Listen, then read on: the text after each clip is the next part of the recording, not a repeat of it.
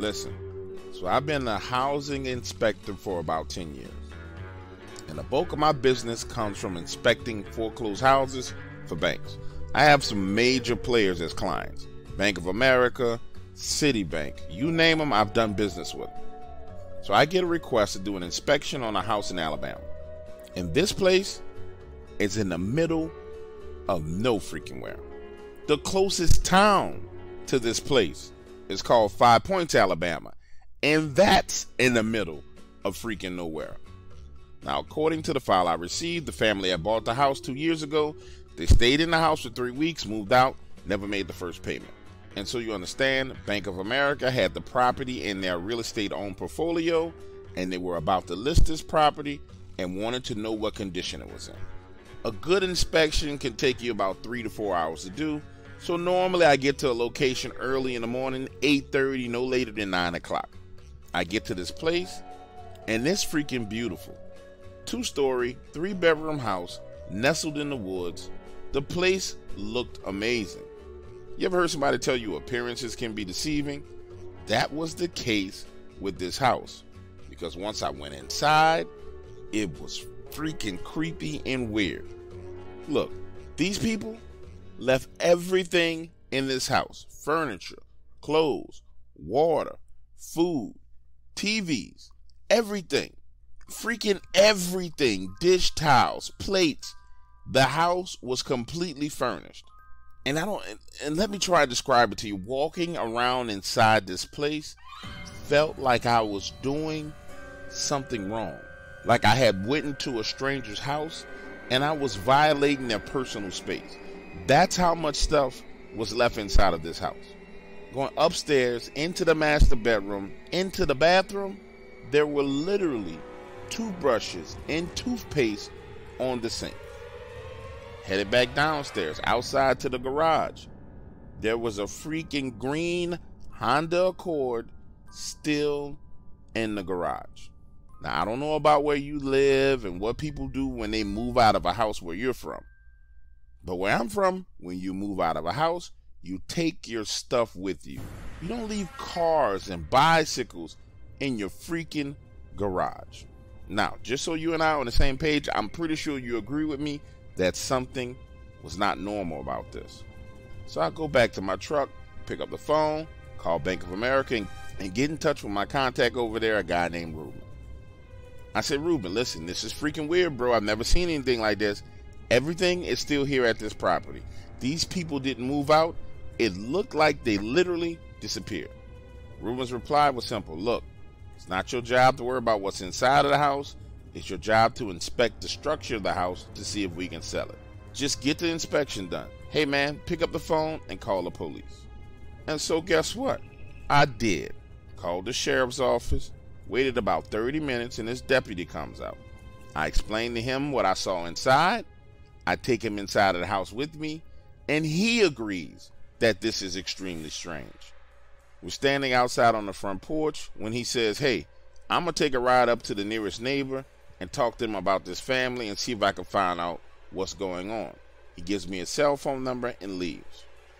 Hey, now I'm feeling better about the situation, so I can get back to work. I pull out my ladder, get up on the roof. I'm walking the roof doing an inspection. This house is a gable roof, and looking down into the gutter, I can see shotgun shells. Not 1 or 2 shells, 30 to 40 freaking shotgun shells all in the gutter on this roof. And guess what? It just got worse after that. Seeing those shotgun shells made me want to walk the entire roof. So now I'm walking on the back side of the roof, looking at the gutters, and I see a human thumb, swollen flesh with exposed bone. This is someone's freaking thumb in the gutter on the roof. Listen, during my entire time doing housing inspections, I've seen some crazy stuff. Rats, dogs, satanic emblems sprayed in houses, candles and rituals where people were doing rituals, stuff like that. But I've never, ever found a freaking human body part while doing a housing inspection. Picture this, me standing on the roof, staring down at this thumb in the gutter, feeling nauseous, about to vomit, It was too much for me, so I climbed down, grabbed my cell phone, called the sheriff back. No less than 3 minutes later, he's flying up the road, sirens on, lights flashing, and when he gets to the house, we climb back on the roof, and I show him what I found. Look, the sheriff was just as confused as me, and when I asked him what the hell he thought was going on out here, he goes on to tell me that he spoke to the nearest family, which is about 1.5 miles away. Those people thought that this family was still here living in the house. When he inquired about moving trucks and traffic going back and forth, they told him they just figured that the family was extremely private. When he asked about anything strange going on in the area, the only thing they told him was a couple of years ago they heard a shit gunfire coming from down this way. But it was none of their business, so they stayed out of it. Listen, the next thing you know, the sheriff is telling me I need to leave because they need to do an investigation to figure out what the hell was going on at this property. So I leave. Now, between me and you, that's one inspection that I didn't do the right way. I got pictures of the inside, I got pictures of the roof, I got pictures of the gutter, but there was a lot of things that I didn't have an opportunity to check out at that house. Listen, I get back home, it takes me about a solid week to get a report done on this property. Then I forward it over to Ruben at the bank and the realtor that they've hired to see about selling it. It might have been 4 or 5 days after I submitted the report, I get a call from the realtor and she's asking me questions about the house. Specifically, about the back door which had been torn off the hinges and these huge muddy footprints on the carpet. I explained to her everything that went on, that the property was in good condition when I inspected it. I explained to them about the sheriff coming out, looking around, and then more officers coming and taking a look at the property, and that as far as I knew, the house was in pristine condition. This woman starts having a meltdown on the phone. Well, listen, it's not in that kind of condition right now. There's no way I can sell a house that's been ransacked like this. And you know, it felt like she was kind of trying to blame this whole freaking situation on me. So I told her, look, woman, I did my job, I did the inspection. I guess you just got to do your job and get the house sold. Now, check this out. I put the whole situation out of my mind, go back to doing work. About a month passes. I'm on the phone with Ruben talking about this new inspection that he wants me to do. When he says, hey, man, you remember that property with all the furniture in it? And I'm like, yeah, the weird property with the freaking thumb and shotgun shells and all the furniture. He's like, yeah, that one. You know that realtor went crazy, right? Ruben goes on to explain that she called him 12 noon, middle of the day, saying that there was no way in hell that she was going back to that property. Ruben went on to explain that she called him 12 noon, middle of the day, and told him that there was no way in Sam hell that she was going back to that property. She told him about giant people in the woods. Her exact description was that she saw big, black, hairy, retarded looking people in the woods 8 to 9 feet tall. The poor woman told Ruben she damn near broke her leg trying to run out of the front door of the house when she saw one of those things looking through the back window. Now, I can't explain to you exactly what happened to that family because I don't know. But what I can tell you is Bank of America still owns that damn property.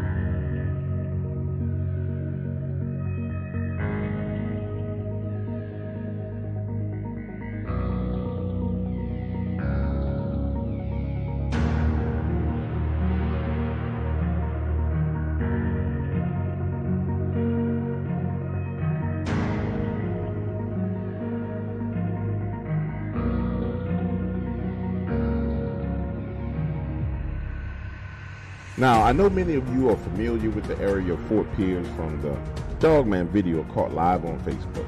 But what you don't know is the rest of the stuff that happens in the surrounding area. Why? Because no one is talking about it.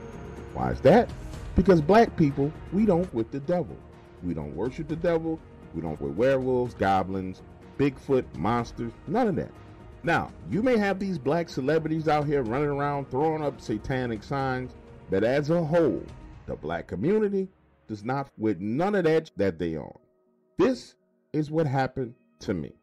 I live in Fort Pierce, Florida, on Johnson Road. The exact address, none of your business. But what you need to know is what I've seen and what got me and my friends straight up tripping. 2 months ago, on a Saturday night, we're all outside on the back porch chilling, drinking a few beers, listening to music, when we see this woman walking along the back side of my pond. She's dressed in white with this white head wrap. And from a distance, you can clearly see that this woman is black, but not the dark-skinned black, light-skinned, the black woman. And she's there, just walking along the water's edge. Then she turns and walks into my pond. And we're all sitting there like, what in the hell is this woman doing? Now, me, as the homeowner, my first instinct is, this is on drugs. She done wandered into my pool. She gonna come around and drown. I'm gonna have to call an ambulance. And then she gonna sue me because she done went into my pond and drowned, even though she's the one on drugs. It's 4 of us, so we decide to surround her on all sides. As I approach, I'm like, woman, what in the hell are you doing in my pond? Are you high? Are you on drugs? Are you all right? I don't know what's going on with you, but I need you to get up out my pond. But she says absolutely nothing and just keeps walking out into the water. Now I'm fussing. Get your crazy about my pond before you go around and drown. What the hell is wrong with you? Now picture the scene. As I'm standing there fussing, she's completely surrounded on all sides. My best friend is on the back side of the pond, and he's starting to freak out looking at something in the wood line behind him. And the next thing you know, his black done dived into the pond and is swimming across, passing her, screaming, coming straight towards me. And although I would like to sit here and tell you that I was brave and I stood there like, what's going on? Is everything all right? Nope, that's not what happened. You know how we get down. When one of us run, we all run. Now, as he's swimming, my other friends, both on opposite sides of the pond, take off running in my direction. While they're running, I'm standing there freaking out, and she's laughing. This evil laugh. Ha ha ha ha ha. Ha ha ha ha ha ha. It literally sounds like some out of a freaking horror movie. As she begins splashing and thrashing around in the pond. And then I start to see these green eyes shining from the wood line. I'm 6 feet tall. This is at least 9.5 feet in the air. These gigantic green eyes shining. And then whatever it was decided to growl. Deep, guttural, nasty, long, I mean, collapse your lungs, long growl. And while this growl is going on, the woman in the pool begins to point to me. Nope, no, hell no. So now I'm running back to the house, into the door, locking it, turning off the lights, and calling the police. And it takes them every bit of 20 minutes to get to my house. By the time they get to my house, she's gone. My friend is standing there in front of the police with a bottle of vodka in his hand, having a nervous breakdown, talking about the big hairy monster that he saw. I'm the only calm person, so I'm trying to explain to the police exactly what happened. They are looking at me like I'm freaking retarded and need to be put in a straitjacket. Now, pause right here. Let me explain something to you. Ain't nothing like a life-changing, weird, freaky moment to show you who the hell your friends are and who your friends aren't. Because for the next week, I called them every day, asked them to spend the night at my house because I was deathly afraid. And do you know, not one of them bastards came over. In fact, every last one of them told me, I ain't coming back by your house no more because you got weird witch and big giant monsters in your backyard. We don't want nothing to do with that house. We'll hang out with you. We'll go drinking. We'll go smoking. We'll do whatever you want. But we just ain't doing it at your house. And when I tell you I couldn't believe it, I couldn't believe it. I done barbecued chicken, ribs, shrimp, burgers, everything for these bastards. They done sat in my house, ate and drank up all my food, all my potato chips, everything. But the moment I'm afraid, these bastards won't even come over. Got a brother out here all by himself. scared to go to sleep.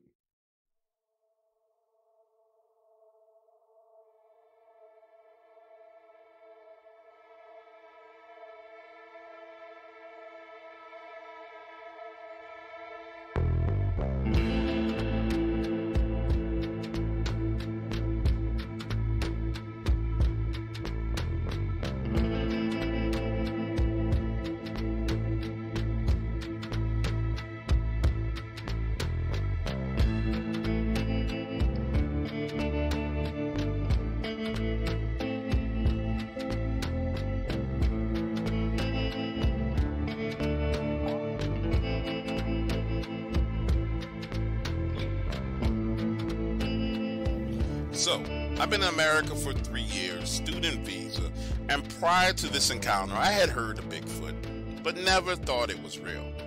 At the time of this incident, I was attending West Texas A&M College, just south of Amarillo, Texas, and like many freshmen, my first year, I didn't have a car, so I found myself catching rides with people going back and forth. This happened on a Saturday night. I was with my friend Lisa. We just wanted to get away from campus, and Lisa's family had a ranch in Dumas, Texas. The plan was to go hang out on their ranch for the weekend, chill, and relax. So we head out, and everything is cool. Just two girls riding along, listening to music. For the most part, we spent the majority of the time talking about boys. She was dating this guy on the track team, and he had her head twisted and turned all around. Lisa was on the emotional roller coaster and having a meltdown.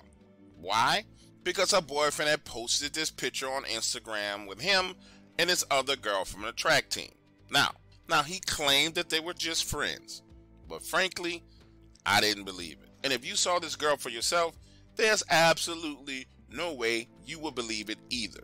This girl was 6'4", pure feminine muscle, blonde hair, and she had the kind that women would die for. Now, as we're riding along, I'm not finna tell my friend Lisa that she done lost her boyfriend already. She's extremely vulnerable at this time. So I'm doing more listening than talking, hoping that she's gonna feel better. But in reality, looking at Lisa and looking at this girl, there was no way in hell that he was gonna stay with her. We're riding along, Lisa's talking, spilling out her feelings and emotions. When we hear this explosion, next thing you know, we got a flat tire on the side of the road. Now, to be clear with you, I'm not one of those helpless women who can't change a tire, but Lisa was. So now we're on the side of the road at night using a light from her cell phone to try and change this tire. And of course, the first thing that happens is this guy pulls over and he's trying to help us. Now, we found ourselves in an extremely uncomfortable situation for two women to be in, considering the fact that we didn't have any weapons at all. Now picture this, I'm bent over, tights on, t-shirt, and I can feel his eyes all over me, and it's giving me the creeps. He's standing behind me saying, look, just let me do it. We're in a bad spot. We need to change this tire and get back on the road. So I back up. He bends over, starts taking the lug nuts off the wheel. His cheek is out plumbering us, and Lisa and I are standing behind him kind of giggling when we hear this rustling in the trees. He stands up, peers into the darkness, and then starts moving faster. And you can tell for some reason this guy is starting to panic. He stands up, looking around. Where's your jack? Where's your jack? When we open the trunk, he digs around, pulls out a small factory jack that came with the car, and starts freaking out, saying, nope, this is going to take way too long. Turns around, runs to his truck, comes back lugging this huge jack, slides it under the car, and starts to jack it up. As he's bending over, sliding that jack under the car, we hear a tree snap in the wood lines. Oh my God, he starts to spaz out. Get you, come with me, come on, we need to go, let's go. In my mind, I appreciate this guy stopping on the side of the road to help us, but there was no way in hell that I was hopping in the truck of some stranger in the middle of the night. Going to say to him, sir, I really appreciate you stopping and help us on the side of the road, but we don't know you like that, and I'm not comfortable getting in the truck with you. He cuts me off mid-sentence and says, you don't understand, we need to go. I'm not going to hurt you. If I wanted to hurt you, I would have done it as soon as I pulled up. However, there are things in this area that will hurt you. We need to go, and we need to go right now. Listen to me, as this man was still talking, we hear this heavy, guttural, growling, breathing. I'm not sure what the hell it was, but it was long. like 12 seconds long. Lisa and I are like, what the f is that? And this dude takes off, running to his truck, leaving us standing right there on the side of the road. A few seconds later, he pulls up and he's screaming at us, get in, get in, get in. Lisa is standing there freaking out, thinking to myself, I know I heard something over there in the trees, but that ain't enough to make me get in the truck with a complete stranger. So I turn around thinking that Lisa and I are thinking the exact same thing and start heading towards the driver's side door of Lisa's car. But when I look back, Lisa is still standing there freaking out. He's screaming, you don't believe me? You don't believe me? Just look. Now, listen to me carefully. I see him holding a flashlight, pointing it out of his truck, out of the corner of my eye. Next thing you know, I hear Lisa screaming, looking directly at her. She is literally diving into the front seat of this man's truck like she's diving into a pool of water. Both of them pull off, her legs still dangling out the door, and leave me right freaking there.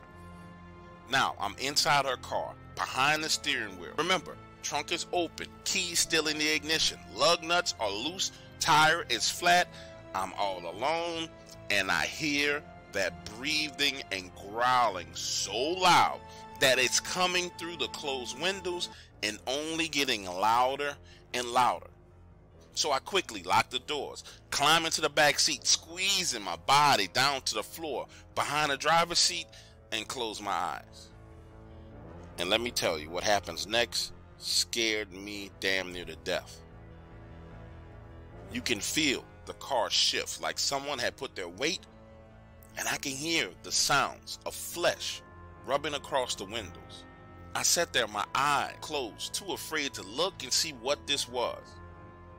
Then I hear this tapping on the window, like a person is tapping their finger against the glass. The car starts to shake violently, and I swear to you, it sounded like something from the Animal Planet was right outside that car. The shaking goes on and on for about 2 to 3 minutes, until I hear the most precious sound I've ever heard. The sound of a horn blowing. Lisa's voice as she screamed, "Get the f out of the car and come on, come on."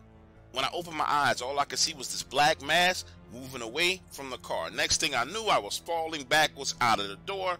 This guy's literally pulling me out of my car, picking me up, taking me to his truck, dumping my body into the bed of his truck. The next thing you know, we're flying down the highway, moving against traffic, swerving across the median. I'm bouncing around, dust flying everywhere. And then we come to a complete stop, and I'm like, holy, what in the hell is going on? This guy gets out of his truck and he's like, are you okay? Are you okay? I'm literally laying there in shock, shoulder bruised, arm bruised, butt hurting, scared out of my mind. Turns out this guy's name was Whitney. I kid you not, Whitney. And Whitney was an off-duty sheriff. Lisa is in the front of his truck, hair all over the place, makeup running down her face from crying. We all stay there for a few minutes, settle down. Whitney calls out a tow truck and another sheriff. Now listen to me, when we get back to the car, which was parked right there outside the white line on the side of the road, it's been moved 10 feet off that roadway into the grass. And at that point in time is when things really started to sink in for me. Something very, very bad had to be in this area, because that sheriff that pulled up gave Whitney his sidearm, went to the trunk of his vehicle, got a shotgun, and a tow truck driver who was there changing a tire did it with a shotgun laying on the ground right next to him. And once the tire was changed, that same sheriff who came out to the scene followed us all the way until we got to Duncan. Now listen to me, when I tell you I was scared out of my mind, that's an understatement. But what really, really got me was later that night. Everything is calmed down. We're at Lisa's family house, sitting on a sofa, and she describes to me what she saw. 9 foot tall, hairy monster, no neck. Face looked like a mix between a human and a monkey, and it was no more than 15 feet away from her. And that's why she dove into that truck like she was jumping into an Olympic-sized swimming pool. Now, for the record, some of y'all are not going to believe what I'm saying, and that's fine. I do not care. But for the record, This happened on Highway 287, just southwest of Lake Meredith. And as for Whitney, to this day, we are still friends. We've been to his house, met his wife, his kids. And I tell you, if he hadn't turned around and came back for me, I really don't think I would be here to share this story with you.